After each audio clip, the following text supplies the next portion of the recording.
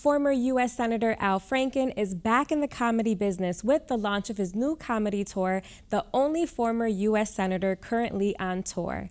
The stand-up show will be heading to 15 cities nationwide, and the first stop will be right here in Western Massachusetts at Northampton's Academy of Music.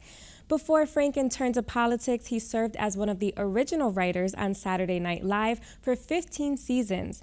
In addition to his SNL days, Franken has received 5 Emmys, 2 Grammys, and authored 4 #1 New York Times bestsellers. I spoke with Franken to learn more about the tour and why he decided to launch it.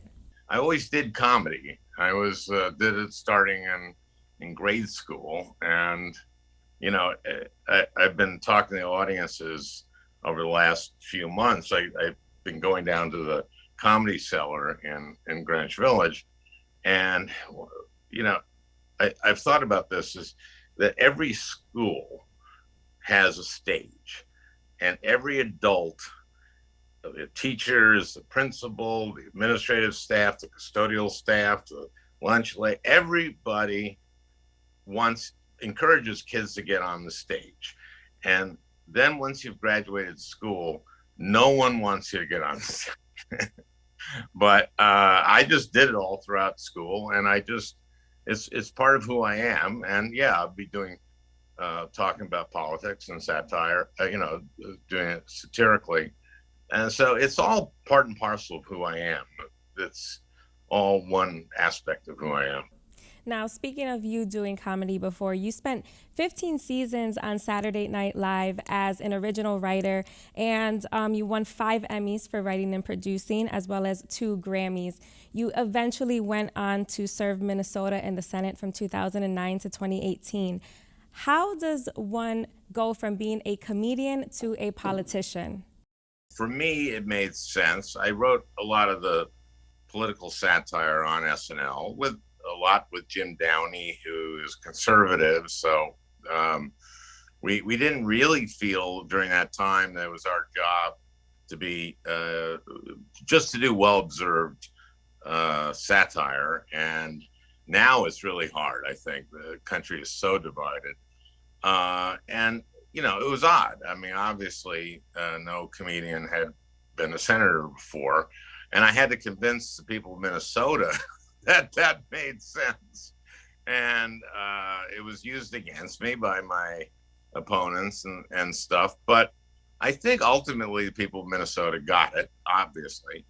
And that in a way that satirists kind of see through things in a way. And I think that as I was serving, my re-election was a lot easier than I won the first time by 312 votes. The second time I won by over 200,000. How different or how similar is life in Hollywood to life in Washington? Were there things that you learned as a comedian that helped you as a politician? Well, I didn't live in Hollywood. I was in New York because I was doing SNL. And but I take it you're talking about show business. They're both can be pretty tough worlds. They're different. But yeah, there's a lot of ego involved. You have to be a performer. I did find that having been a performer was very helpful in when you were questioning in hearings. Sometimes when you're questioning, you need a lot of nuance, and you have to listen. And I found that my colleagues, even though like on Judiciary Committee, most of my colleagues, I wasn't a lawyer, not obviously, but I wasn't. And, but I listened different, I think, than my colleagues did, many of whom were prosecutors. But I think I had an advantage in the way I questioned, from both being a performer and a writer. And so I brought a lot of tools to the job that no one else had really had. Now, you were talking about how comedy and satire is a little different nowadays with the political atmosphere. Currently, you're the host of the Al Franken podcast, which touches on politics and public affairs. Can comedy have a role in bridging the divide we are seeing between the political parties? I think it certainly has a role. It always has. It's had a role done right, which is a big thing you have to underscore. Done right, it can shed a lot of light, and it's a different way of looking at things. But I think it can be a very helpful way of looking at things and cutting through stuff. Right now, we're so divided, and I do talk in my show a little bit about, you know, there are really good Americans on both sides, and it's hard to remember that. I talk about Ted Cruz not going to Cancun during that disaster. I learned a lot about Minnesotans during floods and tornadoes, and what you learn is how great people are to their neighbors, and it's hard really to not see people as people, because you see people do extraordinary things. I remember I was at a flood south of Duluth, and there was this couple about in their 60s who lost their home because it was a flood and their foundation collapsed, and these teenage kids just came to help them haul out their stuff, and it was heavy stuff, and these kids did it. These older people couldn't do it, and the couple told me, well, we didn't know what we're going to do.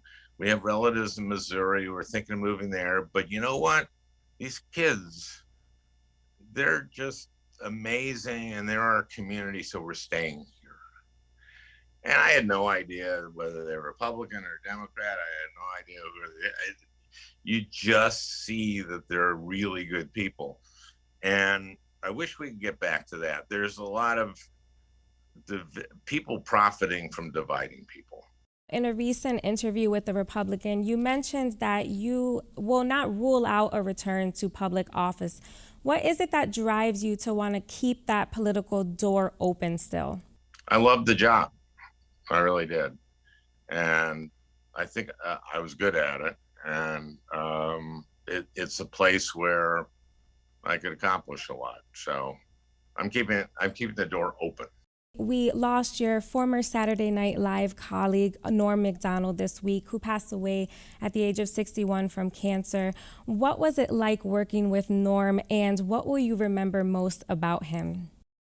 Norm was a brilliant comedian who approached things differently and all the great ones kind of approach things differently, but he approached them very differently, and was very brave in the way, and fearless, more fearless than brave. I think there's a difference. He just had a way of telling a joke, and he had a perspective that was different than anybody else's, and he really valued stand-up comedy. That's what he saw himself as. He didn't see himself as a sitcom. He wasn't really, he loved stand-up. And that's partly why I'm doing this tour, is I really love stand-up. And I've been, sort of prepping for this at a club, which is very different. But I'm going to the Comedy Cellar in Greenwich Village. That's a different thing than people coming to see me in Northampton. So I've been doing this club for months, and I'm going to see what it's like when people are paying to come to see me.